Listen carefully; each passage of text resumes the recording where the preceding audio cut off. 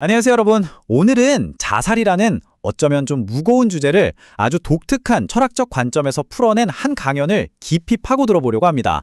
아마 우리가 평소에 생각하던 것과는 전혀 다른 이야기일 텐데요. 머리를 한 대 맞은 것 같은 느낌이 드실 수도 있어요. 과연 어떤 내용일지 바로 시작해보죠.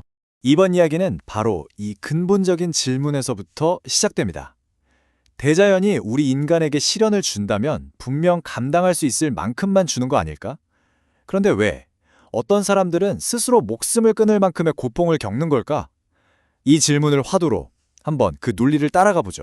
자, 오늘은 이 5가지 순서대로 이야기를 풀어볼 겁니다. 절망은 대체 어디서 오는지부터 시작해서요. 그 책임이 나이에 따라 어떻게 달라지는지, 그리고 이게 어떻게 부모, 사회, 심지어 지식인의 의무까지 연결되는지 차근차근 살펴보겠습니다. 자, 그럼 첫 번째 이야기부터 시작해볼까요? 대체 그 깊은 절망감은 어디서부터 오는 걸까요? 강연자가 내세우는 핵심 전제를 들여다보겠습니다. 이 강연의 핵심 키워드가 바로 이겁니다. 누적된 태만. 이게 뭐냐면요. 쉽게 말해서 오랫동안 노력은 제대로 쌓아오지 않았으면서 바라는 것, 즉 기대치만 하늘을 찌르듯이 높아져 버린 상태를 말해요. 바로 이 현실과 기대 사이의 어마어마한 간극, 여기서부터 모든 비극이 시작된다는 겁니다.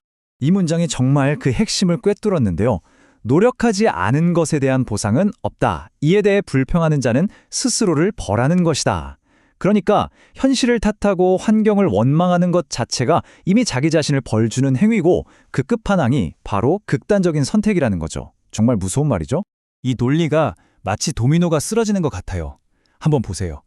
노력보다 기대가 앞서는 순간 그 비현실적인 꿈은 희망이 아니라 독이 되어버립니다. 그리고 그 실망감은 사회나 남 탓으로 이어지죠.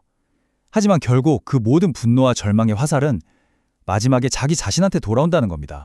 자, 이제 두 번째 주제로 넘어가 볼 텐데요. 여기서부터가 정말 좀 충격적일 수 있습니다.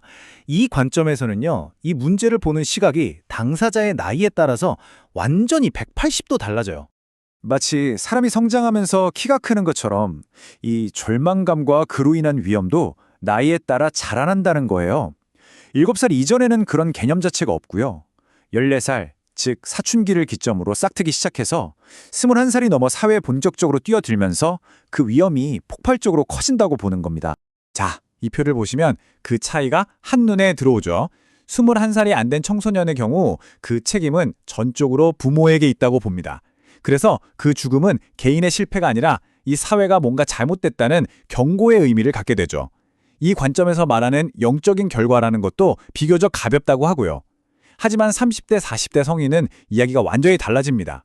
모든 책임은 온전히 자기 자신에게 돌아가고 이건 그냥 돌이킬 수 없는 개인의 실패로 끝나버리는 거예요.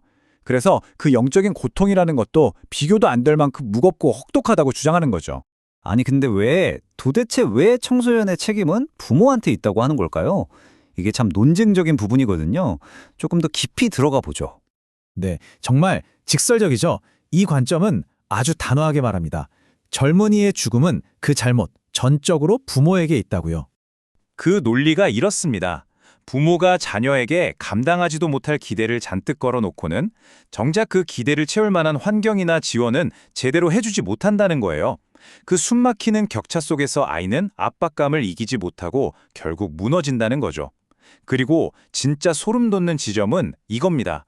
자녀를 잃은 부모가 겪는 그 고통의 크기가 애초에 자녀에게 걸었던 그 기대치의 크기와 정확하게 비례한다고 말해요.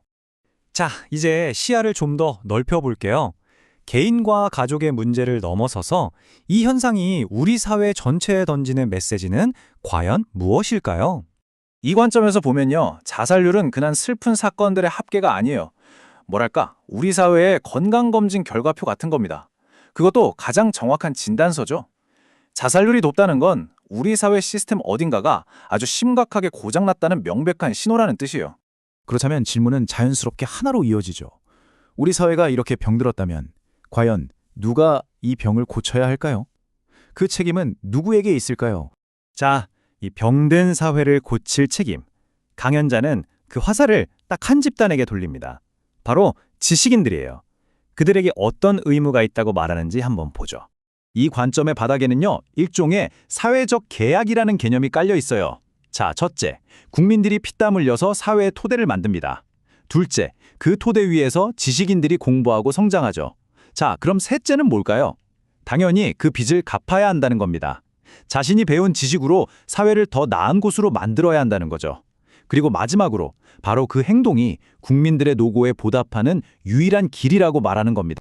만약에 지식인이 이 의무를 다하지 않으면 어떻게 될까요? 강연자는 아주 무섭게 경고합니다. 그런 사람들은 그냥 사회의 자원을 축내는 무의도식하는 존재일 뿐이고 나중에는 반드시 그 영적인 대가를 치르게 될 거라고요. 그만큼 이 책임을 무겁게 보는 거죠. 이 그림을 보면 사회 구조가 딱 보입니다. 대중은 사회의 단단한 기반이고요. 돈 많은 사람들은 그냥 재산을 쌓아두는 창고지기일 뿐이에요. 하지만 이 사회라는 거대한 배의 키를 잡고 방향을 정해서 운전하는 선장, 그 역할은 바로 지식인들의 몫이라는 겁니다. 결국 돈이 아니라 지혜와 지식이 이 사회를 움직이는 진짜 동력이라는 거죠.